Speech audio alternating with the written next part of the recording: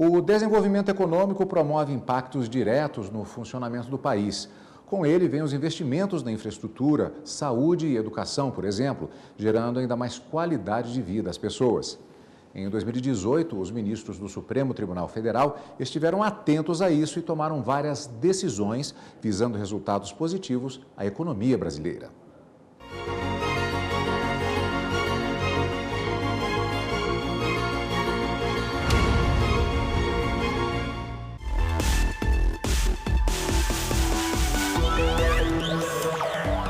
Fim dos anos 80, início da década de 90. O Brasil passava por um período de forte inflação. Para conter esse transtorno na economia, o governo lançou planos econômicos. A ideia? Estabilizar o país, equilibrar os preços, colocar o Brasil de volta nos trilhos. Vamos aproveitar nesse momento, todos juntos, para reconstruir uma grande nação brasileira. Eu tenho esperança que dê certo, né? Eles ficaram conhecidos como Planos Bresser, Verão, Collor 1 e Collor 2. Acontece que as medidas afetaram vários setores da sociedade e também a própria população. Um dos impactos foi na poupança. E o resultado? Muitos poupadores perderam com a correção da inflação.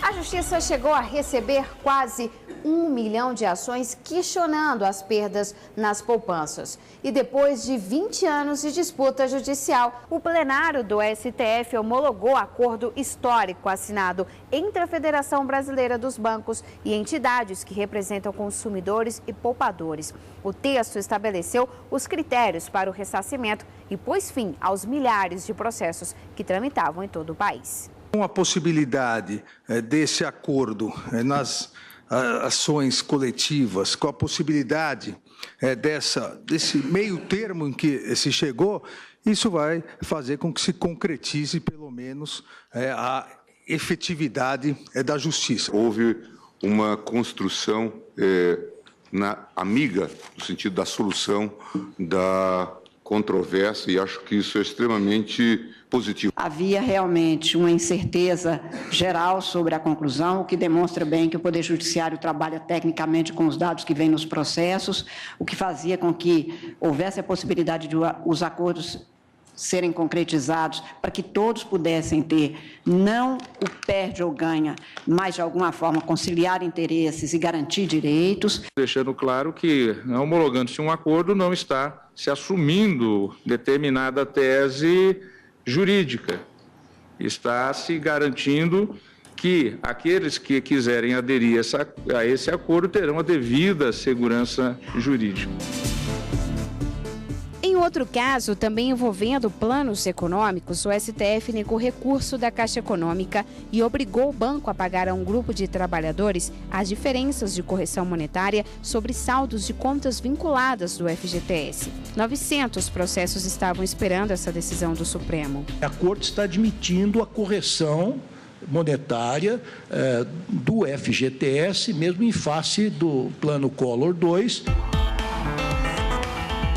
O recolhimento de impostos também fez parte de alguns julgamentos da Corte ao longo de 2018. Em um dos casos, o Supremo julgou 8 processos sobre a obrigatoriedade dos produtores contribuírem para o FUNRural, o Fundo de Assistência ao Trabalhador Rural. E o Supremo decidiu. O pagamento vale desde 2001, quando o tributo foi criado. Um outro fundo, o Fim Social, deve ser pago por empresas, mesmo que elas sejam prestadoras de serviço. O Fim Social serve para custear investimentos de caráter assistencial em alimentação, habitação popular, saúde, educação, justiça e amparo ao pequeno agricultor.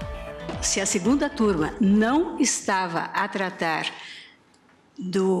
da contribuição e da majoração de alíquotas relativas a empresas exclusivamente prestadora de serviços, eu não poderia concluir pela existência de divergência com a tese esposada no plenário. A jurisprudência do Supremo Tribunal Federal, a propósito especificamente desta controvérsia, firmou a orientação que restou consubstanciada precisamente na súmula 658, cujo enunciado é muito claro a respeito desse tema. Existem algumas situações em que o poder público precisa de uma propriedade que está ocupada por um cidadão para fins sociais ou reforma agrária. É quando ocorre a desapropriação.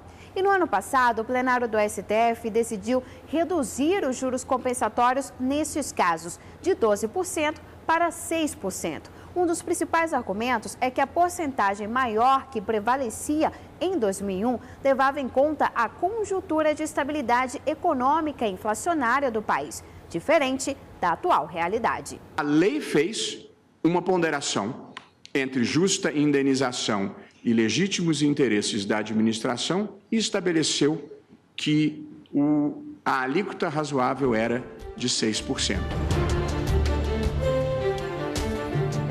Um outro tema julgado em 2018 foi sobre a imunidade tributária, ou seja, quando é permitido o não pagamento de impostos. A dúvida era se a Caixa de Assistência dos Advogados, órgão ligado à Ordem dos Advogados do Brasil, teria direito a essa proteção. Já que a OAB não tem obrigação tributária, os ministros consideraram que as caixas também devem ser beneficiadas.